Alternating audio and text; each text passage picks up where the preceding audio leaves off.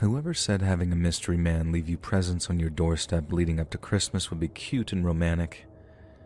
That's not the case. It wasn't cute or romantic. Instead, it was terrifying and trauma-inducing, and it all started on December 1st. Now, for context, I'm a 20-year-old woman and I live on my own. I moved out of my abusive parents' home the second I turned 18 and I haven't looked back, so seeing a gift with no mention of who it was from on my doorstep was pretty scary in and of itself. I got home after work at around 6 p.m. and there it was, just waiting for me. It was a box wrapped neatly in Christmas wrapping paper with a big red bow on the top. On top was a sticky note that read, "To Emily, from your secret admirer." Now, it wouldn't have freaked me out so much if it had been mailed to me, but there was no shipping label or postage or anything. That only made it obvious that whoever it was from knew me and knew where I lived and decided to drop it off themselves instead of sending it in the mail. I didn't like that, and everyone who knew me also would know that I wouldn't like something like that left for me without letting me know first. I brought the package inside with every intention of just throwing it in the garbage, but then I heard this strange noise. It sounded like a cat meowing. Not a full-grown cat, though. You know how a kitten just sounds different? Well, it was definitely a kitten. I ripped open the paper as fast as I could and cut open the fully sealed box, and inside, there he was, the cutest little kitten I'd ever seen. But all I could feel was anger, and worry, and confusion. Anger because who would do that to a poor innocent kitten, and worry because I didn't know how long the kitten had been there or if it was healthy to begin with. Confused, I rushed it to the emergency vet and got all the help it needed. I was sent home with oral antibiotics to give him every night, and that was it. I knew I'd be keeping him, and on the car ride home, I settled on the name Boxy. I parked my car in the driveway and walked to my door. I stopped in my tracks when I saw a piece of paper taped to the front door that read, "I hope you like the kitten, my love. Someday, he will be our kitten." Ew. That is totally creepy. I took a picture of the note and took it down, and the first thing I did when I got inside was make sure all my doors and windows were locked. Thankfully, they already were, but I had to make sure. The next morning went by the same as always, only now I guess I had a kitten. I woke up an hour early to get some things from the store for Boxy, all the necessities, and then I was off to work. It was a fairly good day at work. I'd almost forgotten the previous day's events. But that wouldn't last long. I sighed when I walked up my front steps and saw yet another present waiting for me. The sticky note this time said, "Get ready. There will be one every day till Christmas." Again, I took a picture before touching it and then brought it inside. I wasn't going to just throw it away in case another living creature was inside. Clearly this person was capable of anything. But no animal. Instead, it was some lingerie with a note that read, "I can't wait to see you in this." Ugh, gross. I took pictures of the contents inside the box and shoved it into the back of one of my closets just in case I needed proof. Proof of what? I didn't know. But I watched a lot of true crime stuff and I couldn't be too sure. The next day rolled around, only this time I wasn't shocked to find a new present on my doorstep. I didn't like that someone was leaving these gifts for me, but I also knew going to the police would probably end up doing nothing. What was I going to tell them? Help, someone's leaving me Christmas presents on my doorstep? They'd probably laugh me out of the building. And instead, I thought I'd do some investigating of my own. I bought a Ring doorbell. I was intent on finding out who this person was and why they were leaving me gifts. The Ring doorbell was installed the next morning before the third package arrived. Only what I caught on camera was a man dressed in all black, wearing a mask to cover his face. He even waved at the camera, saying nothing. He set the package on the ground and left. When I got home, I took the package inside and opened it. This time, the present wasn't so innocent. It was a picture of me sitting in my living room watching TV.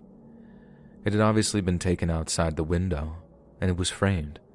You could see his reflection in the window in the picture, and the fear that I felt seeing that was unlike anything I'd ever felt before. The note this time read, "Someday soon I'll be in the picture, sitting next to you, not watching you from outside." All right. I realized that it was time to call the police. And I did, and they had a detective come by. They were worried about the possibility of me being stalked, but it was hard for them to do anything about it without knowing who this guy actually was. They told me to call them whenever I got a new package and to wait for an officer before I opened it. The next 2 weeks went by without a single gift or note, and I was relieved, thinking this nightmare was finally over. It was hopeful thinking, though.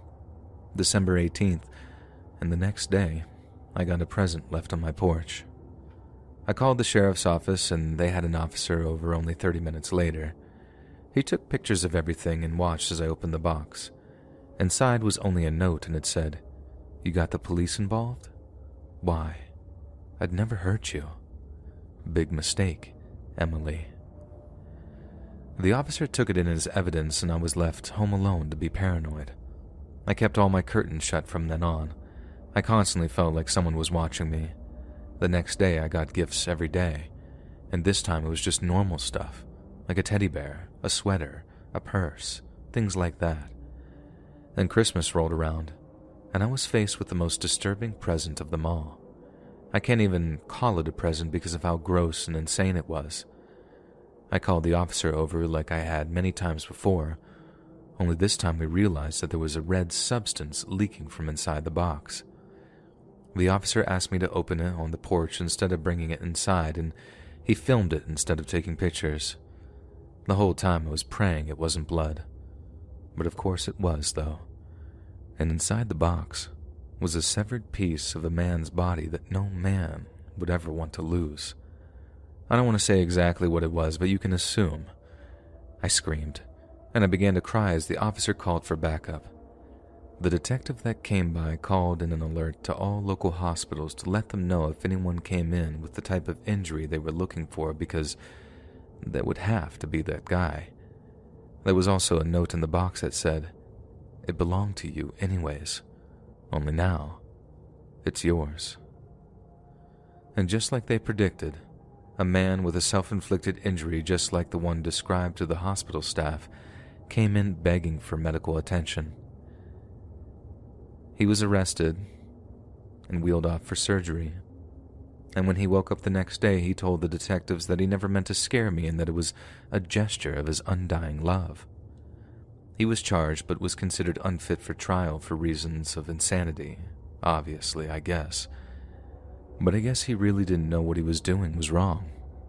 He admitted that he had chosen me at random when he saw me walk out of my office building and just thought that I was pretty.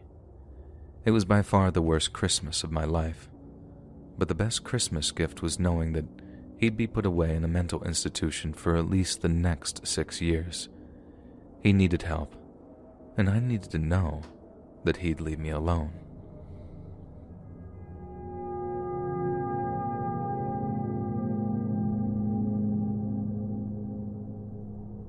I don't even know why I'm telling this story. Maybe out of boredom, or maybe it's some subconscious thing to get me to talk about what happened, but either way, here I am. Now, what I'm about to submit to you is what happened when I was only around 8 years old. I'm 14 now, and I still look back on it as one of the most awful experiences of my life. So my dad isn't the greatest guy in the world, never has been, but what he did to me that night is something I'll never forget. So, basically, my mom decided to divorce my dad for drug-related reasons, and I didn't understand much of it at all at my young age. So when the judge asked me who I wanted to live with, I said both of my parents. I didn't know about my dad's drug problems, so I didn't know the smarter thing to do would be to say that I wanted to live with my mom at the time. So they got shared custody, and every other weekend I went to my dad's place. It was gross and dirty, but I had no choice. My mom was fighting the court's decision, but for the meantime, I had to go with him. I wasn't upset about the decision, but I will admit that I enjoyed the time that I had with my mom way more. Unfortunately, one of my dad's weekends fell on Christmas. My mom was furious when he wouldn't let her keep me for the holiday. She knew he didn't actually care about spending Christmas with me. He just didn't want my mom to have me either. My dad hadn't planned anything for the holiday and said that we'd just be spending the night in. I knew what this meant, though. He'd go out drinking and I'd just be left there alone. Again, typical night with Dad. Well, the big day rolled around and it was spent watching TV with my dad while he smoked and downed some beers. All I kept thinking about was how much I wanted to be with my mom. 9 o'clock at night rolled around, and Dad got up and said that he was leaving and said that he'd be back by 2. I hated being alone, especially in his house. People always came by and knocked on the door while he was away, and it really scared me. And I was just a kid, and how could he do that to me? I did what I was used to doing and locked up the house and closed all the windows just in case. I sat in the living room with the lights on since I was scared of the dark and the TV going so I didn't feel so alone. Sleeping alone in the house when you're only 8 was really hard. Almost impossible, actually. I'm not embarrassed to admit that in those moments, all I really wanted was my mom. About an hour goes by without anything happening.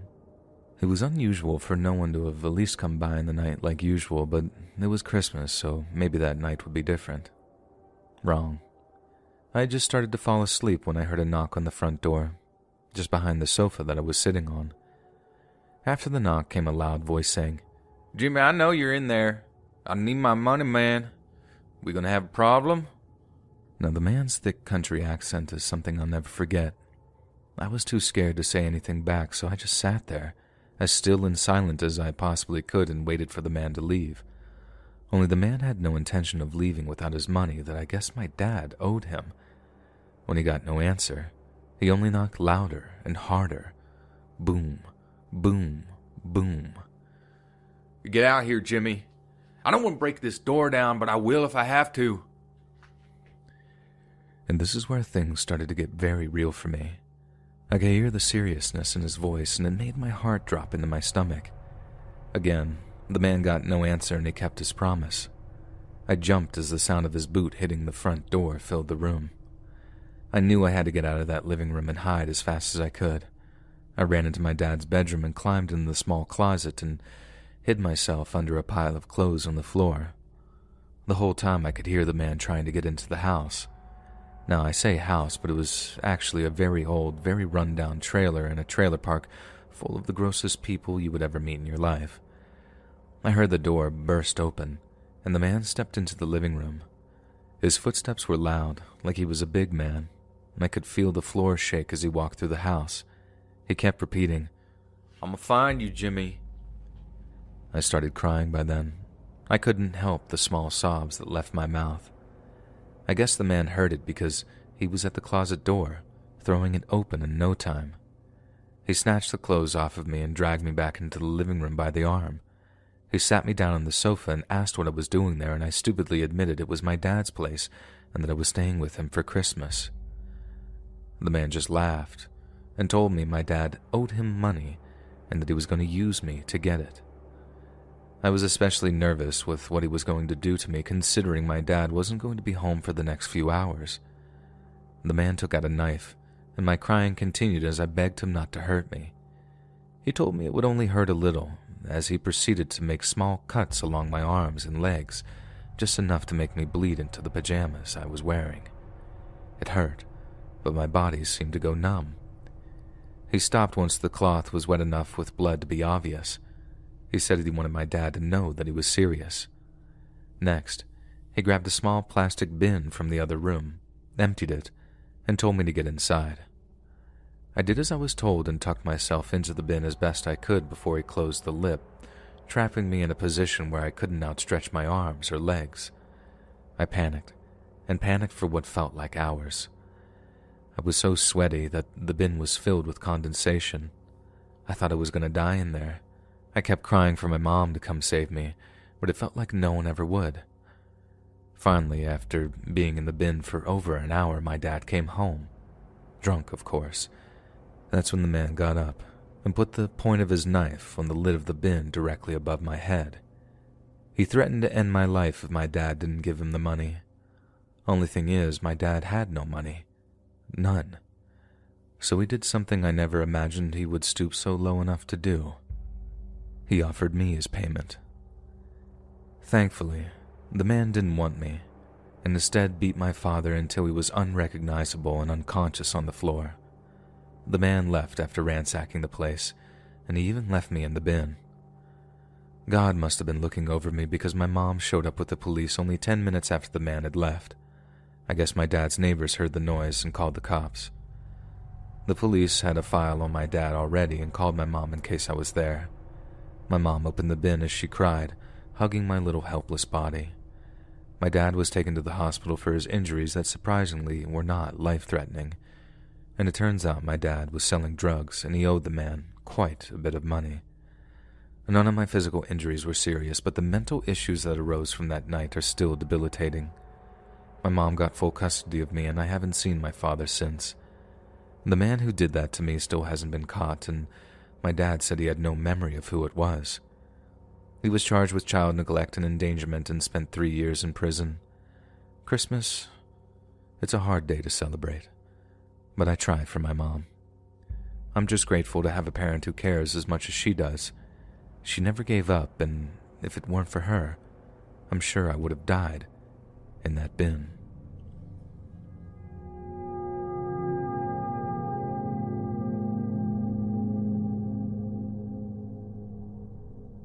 Every year for Christmas, my family volunteers at the local homeless shelter, helping hand out food and keeping people comfortable around the holidays.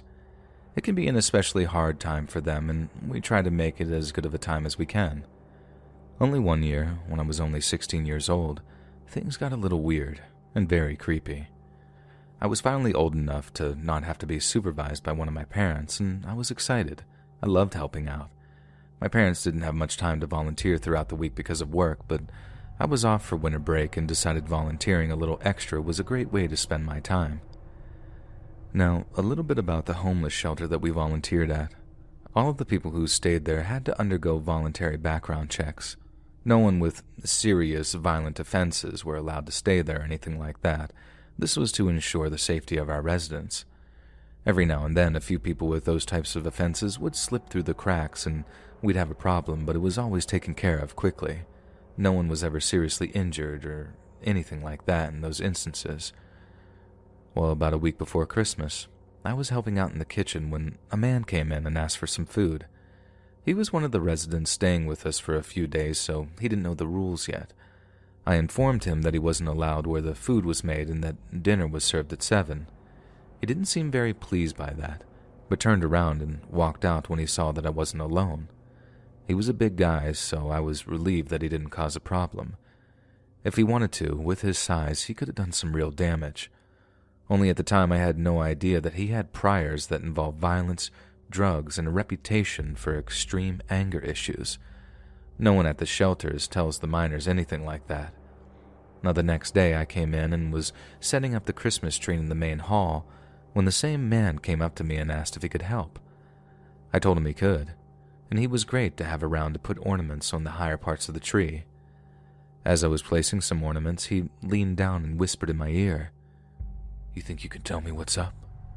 I make the rules. You follow them. Got it, woman?" I was grossed out to feel his breath on my ear and the side of my face and quickly made as much space between us as possible. I stopped what I was doing and went to my superior to tell her what happened. All she said was that she'd talk to him about it later. Now, later that day, I asked her what had happened, and she said he denied it, and that because she couldn't prove it either way, she'd allow him to stay. But I was furious. He was obviously not a good person, definitely not the kind of person we usually let stay here, but I was a volunteer and there was nothing I could do than avoid him, and so I did. Anytime I saw him, I just steered clear and went about my business. Only he was actively seeking me out to harass me. The next few days, he would follow me into a room, even exposing himself and laughing. Finally, on the 4th day, I recorded him doing it and showed the woman who didn't believe me before. She was horrified and apologized over and over and begged me to stay on as a volunteer after I told her that I wouldn't be back. She did kick that guy out, and I went home with zero intention of ever going back. I just hadn't expected him to follow me home that day or every day after. I still live with my parents, and my dad has always been very pro-Second Amendment, if you know what I mean. We were getting ready to sit down for Christmas dinner when there was a knock on the door. My dad went up to the door and, without opening it, asked who it was.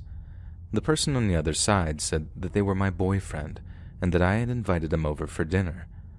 My dad looked over at me and realized that he was lying when he saw the look of utter confusion on my face. He looked through the peephole and silently motioned me over so I could look and see who it was. Immediately, goosebumps covered my body when I saw, waiting on the other side of the door, was the man who'd been harassing me at the homeless shelter. I mouthed to my dad, "That's him." That's all it took for him to become stone cold serious. He walked to his bedroom, got his handgun from his safe. He came back into the living room and spoke through the door, telling the man to go away. The man said he wasn't leaving until I came outside, or he'd be coming inside. My dad told him he wasn't coming inside, and mouthed to my mother to call the police. She dialed 911 and went into the bathroom to make the call. We were worried that if he heard us on the phone with the police that he'd escalate things further than he may have planned. The police were 10 minutes out, and we realized quickly that we didn't have that kind of time. The man began shoving and throwing his body against the front door to no avail. He was screaming to have me come outside, but of course there was no way that was happening. After the door started to become weaker, my dad warned the man that he had a gun and he would use it if he gained entry into the house. This didn't deter the man at all, but it made me feel so much safer that my dad was there to protect me. Eventually, the wooden door gave way, and in came the man. He immediately made a beeline for me, seeing me and making eye contact, but before he could even take 2 steps, my dad fired at his leg, and he was on the ground, writhing. Now my dad was merciful enough to let the man live, something that I knew that he probably struggled to decide on when he saw a grown man heading for his 16-year-old daughter. In fact, he told me he considered killing him, but changed his mind a split second before shooting because he didn't feel it was right to take a man's life on Christmas. It sounds bizarre, I know, but he is the man he is, and I can't change that. Thankfully, the police arrived only minutes later, and he was taken into custody and driven to the hospital. After all this chaos finally settled down, this man was eventually charged with attempted murder and harassment, and because of the 3rd strike rule in the state, he was sentenced to life in prison. I was glad he was sentenced to life, not just because of what happened to me, but because of the things I knew he was capable of doing to other people. I'm glad no one ever has to experience violence from that man ever again, and I'm so thankful for my father.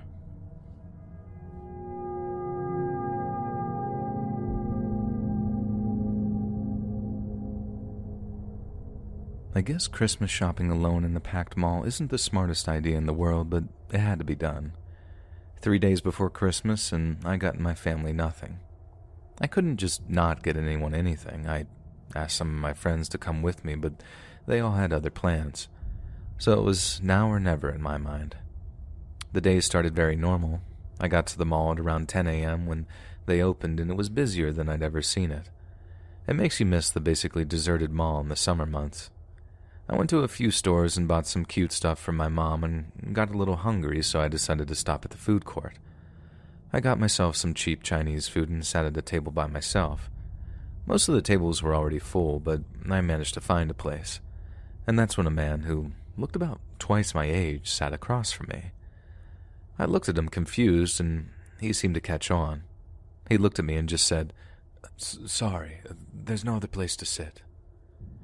I was uncomfortable, as any 18-year-old girl would be sitting across from an older man alone. I started to grab my purse to get up and walk away, but he stopped me and said I didn't have to leave. I asked him to take his hand off my bag and that I was going. I walked 2 steps away from the guy and felt goosebumps rise on the back of my neck when he said, "You don't want to do that, Mallory." I turned around to look at him. I stared at his face, not knowing what to say. He motioned for me to sit back down, and against my better judgment, I did. I asked how he knew my name, and his response was calm and concise as he told me he knew everything about me. And it felt like time slowed down, like all the shoppers around us were suddenly going in slow motion. He smirked and began telling me personal things about myself. He knew my birthday, my parents' names, what I got for Christmas the year before, my pets' names, and he even knew the brand of birth control I was on. I wanted to vomit. I kept asking him who he was and how he knew all of this, but he wouldn't tell me. and we sat there for 5 minutes as I begged to know who he was and why he was doing this to me, but he wouldn't answer. His stares became more and more soul-intruding with each passing second, and finally, I came back to my senses and quickly stood up to walk away. He yelled after me, "You're going to regret this. For the rest of your life. If you knew what was good for you, you'd turn around and come back."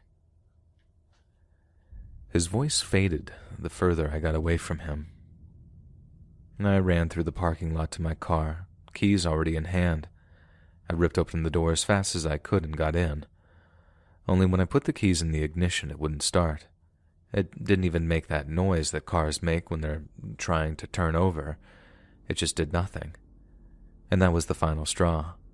I called my dad and told him everything. I wasn't going to be one of those girls in the movies that keeps it a secret and gets kidnapped in the end. That wasn't happening. My dad started freaking out and told me to lock the doors and wait in the car until we got there. He didn't want me walking back into the mall in case the guy was waiting to snatch me as I walked from my car into the building. The doors were already locked, though. I made sure of that the second I got in the car. He told me to call the police while I waited for him, but I guess living in the big city does have its downsides. The dispatcher told me I wasn't a high priority and she didn't have an officer to send to me. The earliest they could have a unit there was over an hour. My dad lived 30 minutes away. Those 30 minutes would prove to be the most frightening of my life. My dad lost service after I called him back. The second the call dropped, I started to panic. I was looking in every direction, out every window, praying the man from the mall wouldn't show up. But of course he did. I watched as he made his way out of the mall. He walked slowly toward my car. There was a smirk on his face. My nausea came back with a vengeance. I crawled into the back seat and sat in the middle to give myself a better 360-degree view outside the car. The man was standing just outside the door when he began telling me how he has loved me since I was, as he called it, just a girl. He saw me playing soccer at the park with my friends and said that he knew that he had to have me. He also told me that he'd tried to take me many times before, but I was always with other people, never alone, and it was too risky. He said he liked me more when I was younger, but he still wanted me now. He wanted me no matter what.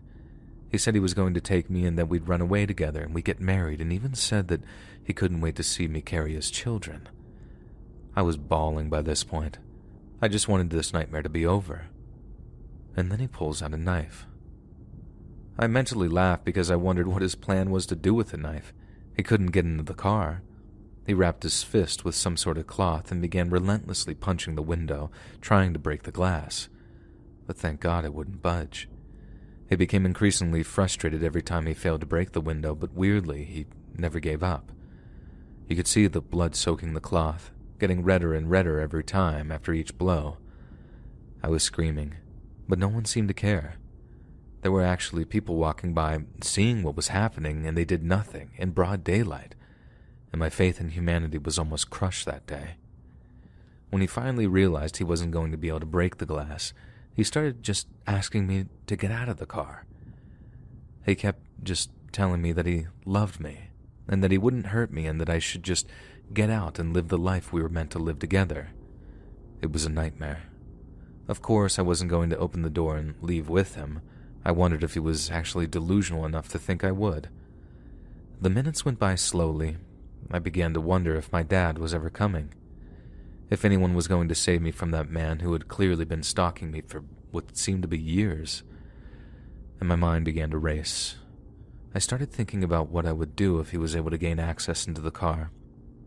My dad always told me that if I was ever in a public place and was threatened with a gun or a knife to go with someone, that you're more likely to live if you scream and run than if you get in the car with a person threatening your life.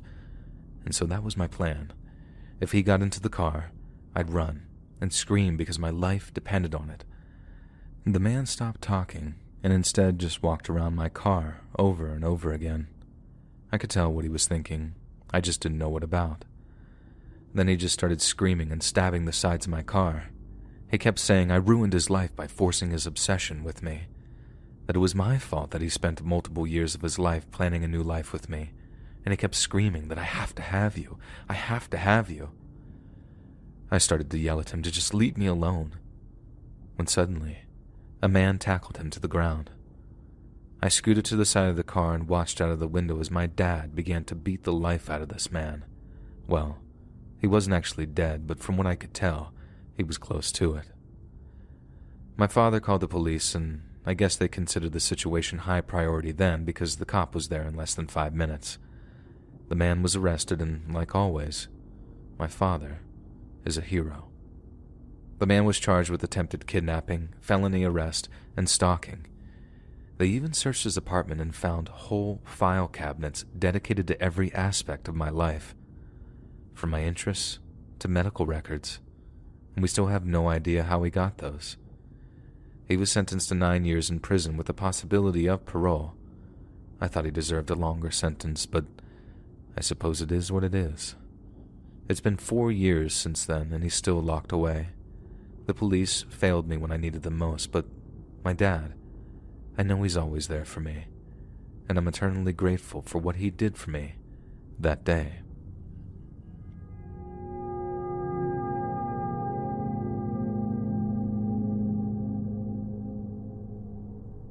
My dad was really into having traditions on Christmas.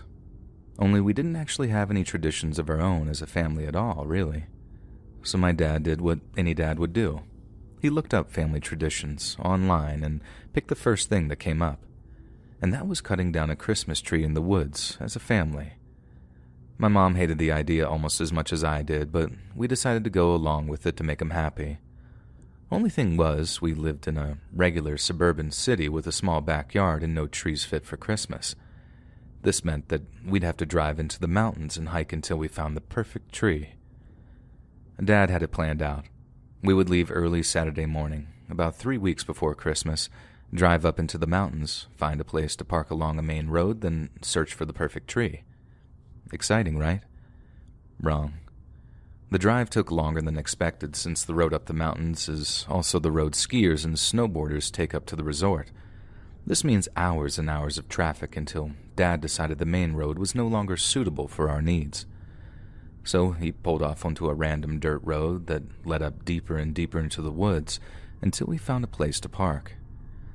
At this point, my mom kept mentioning to my dad that we were probably on private property and that we should just leave and get a Christmas tree from a lot like everyone else did. He was not having that, though. He had us all get out of the car and locked it, leading the way into the very ominous-looking forest in front of us. He just brushed off the private property thing altogether. It was already getting late and dark, and all my mom and I wanted to do was go home. We would tell Dad that we found a good tree, but he always responded that it had to be perfect, and that what we found just wasn't right. It felt like we were in there for hours before he found the tree he wanted. He cut it down with the axe that he'd been lugging around and then tied a rope to the trunk of the tree and told us all to pull. It was torture. The tree was heavy and we were already tired. Plus, pulling a full-size tree through snow is way harder than you'd think. There was a steep part of the trail that made life even harder with this stupid tree dragging behind us. I kept thinking how that day couldn't get any worse. I must have jinxed myself or something because it got way worse, and very quickly. After the tree had gotten snagged on a bush and we were all bending down to get it free, we heard a loud boom, and the sound of a bullet hitting the tree beside my father's head was like nothing I never would have been able to prepare myself for. The bark exploded and we all jumped backwards. More bullets began flying around us, almost hitting me. My dad grabbed me and my mother by our coats and dragged us behind a nearby boulder and told us to stay still. My mom was clutching onto her stomach. I knew something was wrong. I looked at my dad and got his attention just long enough to tell him that Mom needed help. He rushed to her side and asked her what was wrong. She removed her hand from her stomach, and underneath was a pool of blood building up in her coat. My father's love for my mom, his wife, I'm sure is the only reason we all got out of there alive. He took his coat off and tore his shirt into a strip of fabric long enough to wrap around my mom's waist to cover the wound. He lifted her coat and shirt and did his best to tie it around her without hurting her too much. My mom was calm, but you would see the fear in her eyes as she begged my dad to save her. He was crying, I was crying. It was a mess. The bullets stopped around 30 seconds every minute or so, and this gave us enough time for my dad to carry my mom on his back as we ran for the next hiding place that would shield us from gunfire. We were still about a mile from the car, and Dad and I both thought Mom wasn't going to make it. Cell service was horrible up in the mountain, and I kept trying regardless. My dad kept yelling that we were humans, not deer, and to stop shooting, but it never did. The daylight went away, and we were left in total darkness, too scared to turn on a flashlight. We didn't want to disclose our location to whoever it was trying to kill us. The moon lit between the trees just enough for us to make out the pathway back. Every so often, I kid you not, another bullet would fly by. We'd hear it whizzing, and we'd have to ask each other if we were okay since it was too dark to tell otherwise. All I wanted was to go home. I prayed and prayed to God to please let us get out of there. Mom had started losing consciousness, and we assumed from the blood loss. Dad was doing his best to watch over me and carry my mom to safety, but our hope was dwindling fast. And finally we saw it. Not the road we'd come from, but the main road. That's when we realized the path we'd been taking wasn't our own. It was the person's who was out there with us.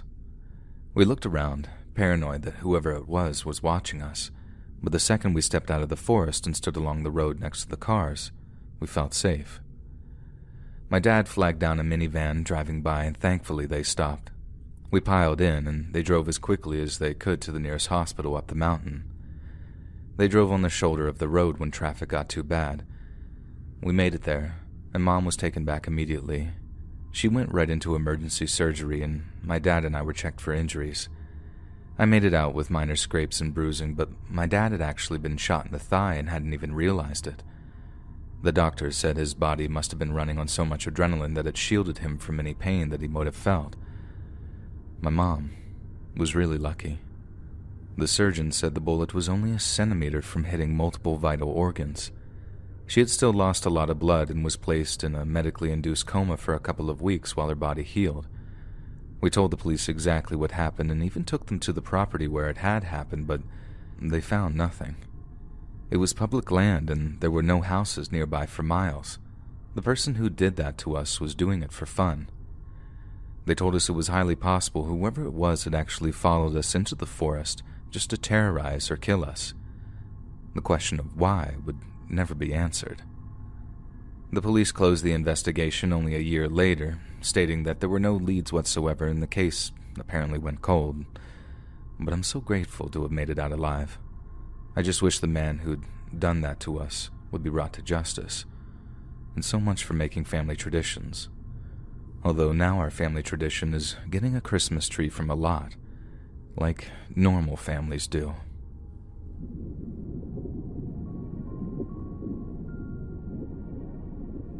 Click the join button to become a member today for exclusive content.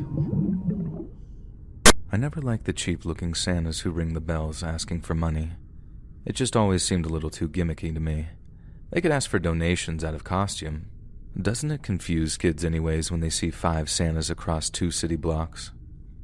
It was Christmas 2011, and it was also the first year that I'd be spending the holiday alone. I had just broken up with my boyfriend of 5 years, and I didn't want to spend the money to fly to my hometown to spend the day with my family. So alone on Christmas was what it was. I planned to make a small chicken dinner for myself, but realized that I'd forgotten some ingredients. It was still a few days before Christmas, so I had time to go to the store before they closed for the holiday. It was around 10 p.m., and I decided to just walk to the store quickly so I wouldn't have to go back out again until after Christmas. The walk to the store was uneventful, but of course the walk back wouldn't be so peaceful. After getting my groceries and exiting the store, I was met with a cheap Santa ringing a bell in my face and asking for donations for the local children's hospital. I had no cash or change on me and politely told him so. But he wouldn't take no for an answer, though. He blocked the sidewalk and told me how it was for the kids and that I shouldn't be selfish on Christmas. I guess he thought I was lying about not having any physical money on me. When I mentioned that I only carried my credit card on me, he pulled out his phone with one of those swipe attachments on it and told me I could donate that way. I'm sorry, but who is comfortable with swiping their card on a random man's phone claiming it's for donations? And that's exactly what I told him. He looked offended, but finally got out of my way. I was uncomfortable by then and just wanted to get home. I got to the end of the block and out of pure curiosity decided to look back. I had a feeling that he was staring at me, only he wasn't just staring at me. He had picked up his change bucket and was holding it in one hand as he stood in my direction, looking directly at me. The light changed and it was my turn to cross the street, and I hurried quickly through the intersection. I looked back after crossing and saw the Santa guy now walking in my direction. I felt my heart beating faster as I began to panic and wonder if he was going to follow me. My suspicions were confirmed when I watched him press the button to cross the street. He had a small smirk on his face when he realized that I knew what he was doing. He found the fact that I was scared amusing, it seemed. I picked up the pace and walked quickly to the end of the next block until I had to wait to cross the street again. The horror truly set in as the Santa man got closer and closer. And finally it was time to cross, and this time I took zero shame in sprinting down the sidewalk.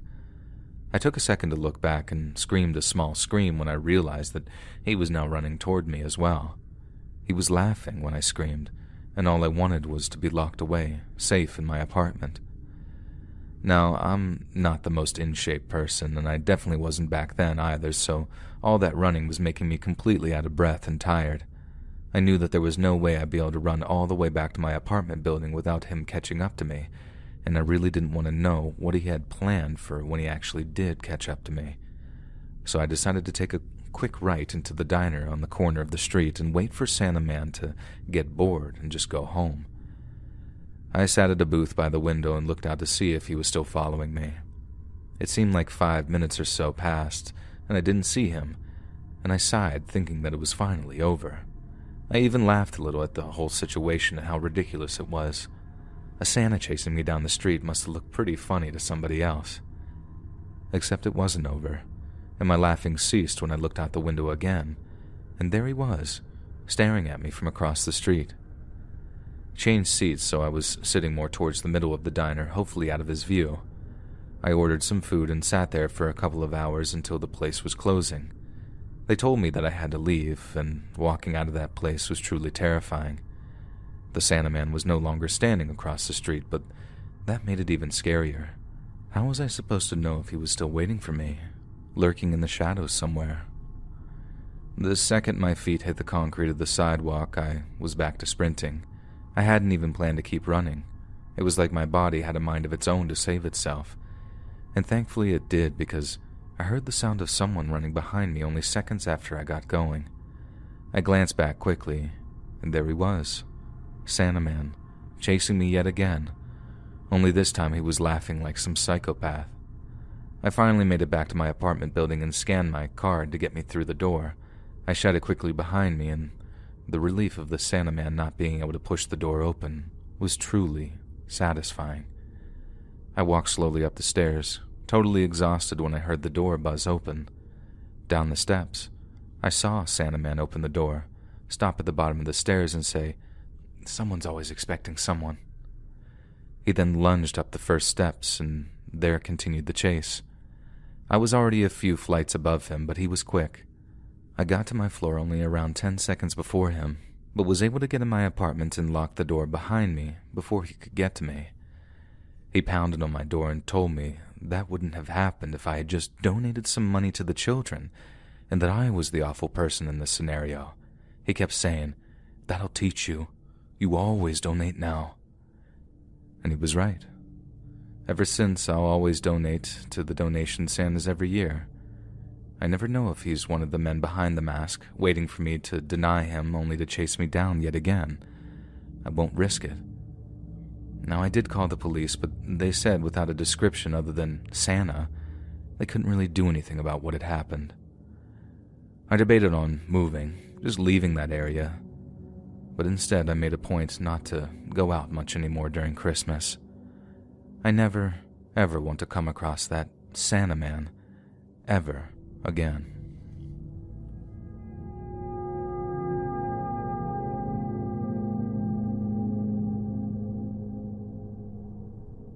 I was living in a small one-bedroom apartment at 19 years old. I worked at a realtor's office and made friends with a couple of my coworkers. They invited me to come with them to their church since they were having a Christmas event that week before Christmas and said it was going to be fun, so I should join them. This was in the 80s in Los Angeles, so we had no cell phones or really anything like that at the time.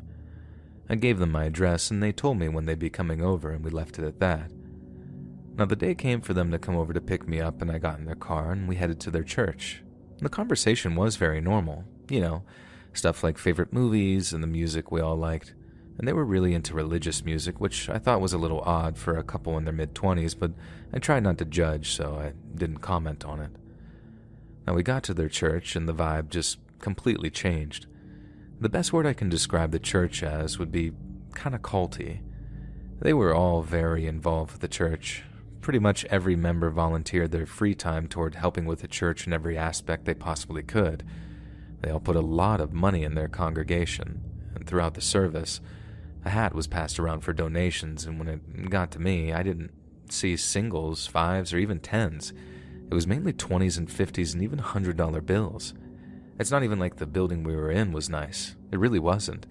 It was dirty, and the furniture was very obviously old and falling apart. Everyone dressed nicely, but the one thing I thought the whole time was, why with all the money they got, were they not renovating the place or investing in nicer furniture? It was all very sketchy. Everyone at the service introduced themselves to me, which wasn't terribly comfortable, but I put up with it. They seemed nice enough. They kept asking me questions like, "So, we'll be seeing you from now on, right?" Implying that I'd be coming back, which I had already decided was absolutely not going to happen. I wanted out of that place the second I stepped foot inside. I want to make it clear that I'm not trying to offend anyone by what I'm saying. I am Christian myself, it's just these people were on a whole other level that I was not planning to go to with my faith. I've always been one who feels like your relationship with God is no one's business but your own. And these people were making me feel like they wanted to know everything about how I felt with my faith, and I just really didn't feel comfortable going into it. After the service had ended, I caught back up with my friends from work since I thought that we were all ready to go. Well, no. Apparently that wasn't going to be a possibility for hours. You see, my coworkers, like everyone else at the church, volunteered their time as much as they could, and because they both had the day off, they were going to spend that day, the whole day, at the church, and because they were my ride and we were an hour from my apartment, I had to stay with them. We joined in on a Bible study session where the most radical, outlandish views were expressed and shared. I myself was cringing at 99% of what these people were saying. I had no idea people with those thoughts still even existed, let alone openly talked about them with 50 other people in the room. They kept asking me my thoughts, and I kept declining to talk, saying that I was shy rather than just join. If I was going to talk, I had two choices. I could either tell the truth that I thought that they were all insane, or I could pretend to agree. Neither seemed smart, so I just kept my mouth shut completely. The whole second day was the most awkward encounter of my life, but the night would be one of the scariest. Finally, at around 7 p.m., I was home. My apartment might have been small, but wow, was I glad to be back. Now let me explain the layout so you'll better understand what I'm about to tell you. My apartment had a small garage, but it was not attached, meaning it was directly under my apartment, but you couldn't access my apartment through the garage. I hope that makes sense. The stairs leading up toward my front door passed right by my bedroom window. So when you were going up the stairs, my bedroom window would be like shoulder height. Okay, now that you have that in mind, I can tell you what happened. I was dropped off at around 7 p.m., and I was tired, but not exhausted. I got into my pajamas and threw myself under a pile of pillows on the sofa in the tiny but cute living room I tried to make as cozy as possible. I turned on the TV and sat there peacefully for the next hour or so before I heard the sound of a car pull up outside the apartment. No big deal. A lot of people live there, so I moved on and continued watching whatever show was on. I tried my best to put the thought out of my head, but I realized that I never heard a door close. The walls of my apartment were really thin, so I always heard my neighbors' front doors close whenever they were coming or going. This time, though, there was no noise from a door shutting. Odd. I got up and slowly and quietly made my way into my bedroom. The lights in the apartment were all off, and I was intent on keeping it that way. I peeked out the window, and over the stairs and was confused when I saw my coworker's car in the alleyway. They dropped me off over an hour before then, and I watched them drive away. The weirdest part was they weren't even in the car. I closed the gap in the blinds that I had made with my fingers and tiptoed back into the living room. I turned off the TV and sat there in the dark, listening and thinking of what they could possibly be doing back there. I heard the sound of their feet on the metal stairs as they made their way toward my doorstep. I was half expecting a knock, but definitely not expecting what happened next. My eyes went wide as I watched the doorknob jiggle as they tried opening the door from the outside, lightly at first, but the jiggling became more forceful as they were obviously trying to get inside. Now, I know you may be asking why I didn't just call the police on my landline, but to be completely honest, it didn't even come to my mind. I was 19 years old, living on my own for the first time, and I figured if I left it alone, they would just go away. After they realized that they weren't going to get in through the front door, they tried my bedroom window. I could hear them trying to push it. Luckily, I have never been one of those people who doesn't lock their doors and windows. I'm really paranoid about that stuff, and that night, it paid off. Once it was obvious that they weren't going to be able to get into my apartment on their own, they reverted to just knocking and calling out my name. They kept asking me to open the door, but I didn't say anything. I didn't want them knowing that I was even there. It took another hour of them sitting on my doorstep for them to finally get in their car and just drive off. The next day at work, they just acted like nothing had happened. I didn't want to mention it because I didn't want them knowing that I was in my apartment when they were trying to get in, and they never mentioned it. In fact, they even had the audacity to ask me to come back to church with them. I declined, of course, but they just wouldn't take no for an answer. They would come to my apartment and pick me up even when I had declined the invitation, and they even came by on Christmas Day. Of all days you'd think they'd be at church. Thankfully, after a few times of me not answering the door over multiple weeks, they stopped coming by. I had no idea what their intentions were with me that night, but boy am I glad that I never had to find out.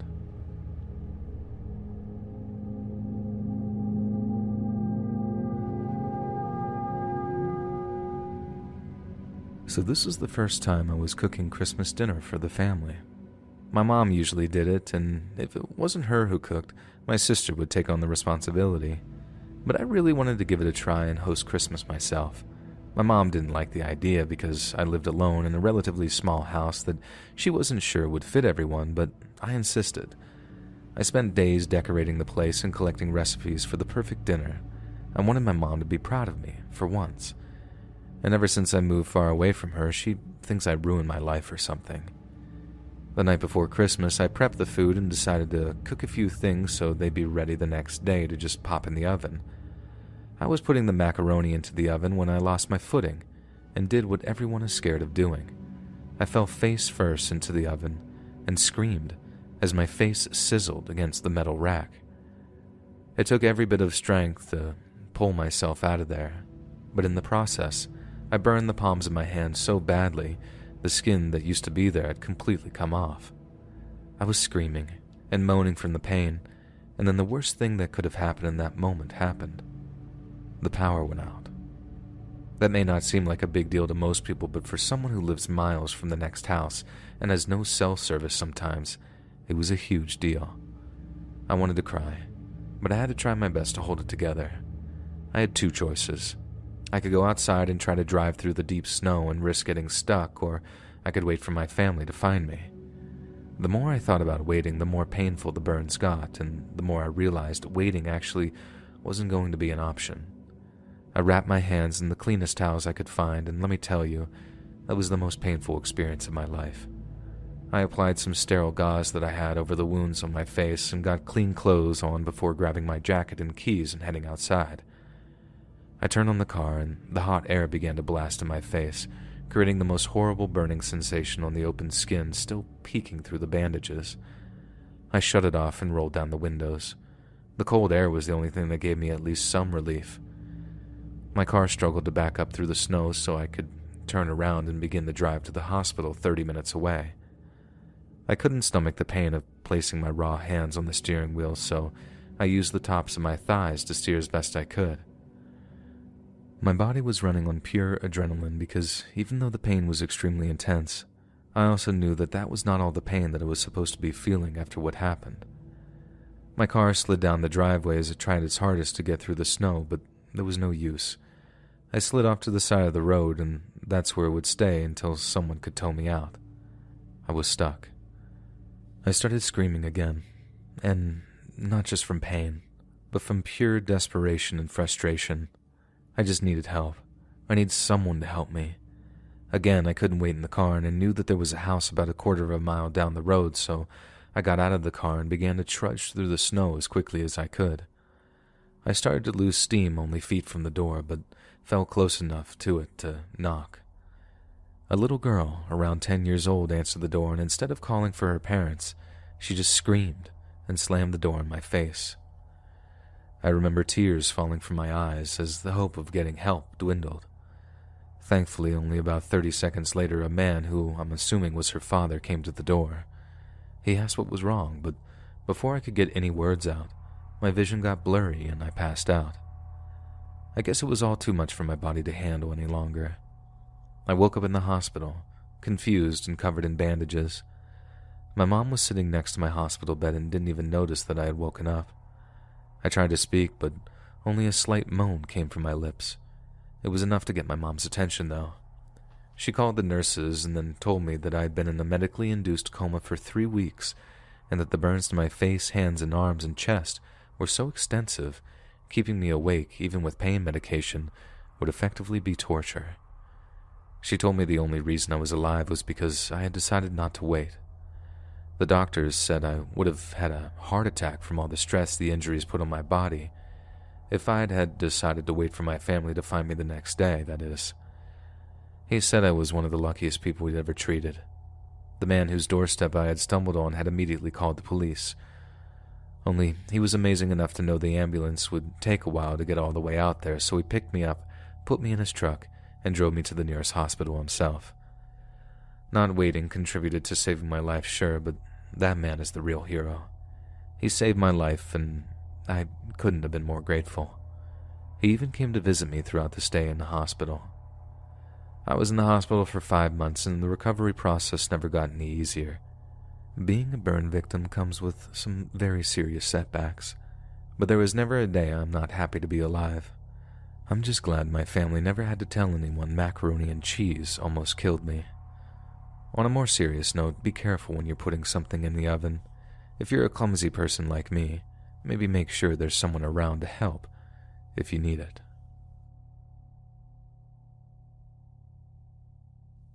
Hey friends, thanks for listening. Click that notification bell to be alerted of all future narrations. I release new videos every Monday, Wednesday, and Friday at 7 p.m. EST, and there are super fun live streams every Sunday, Tuesday, and Thursday night.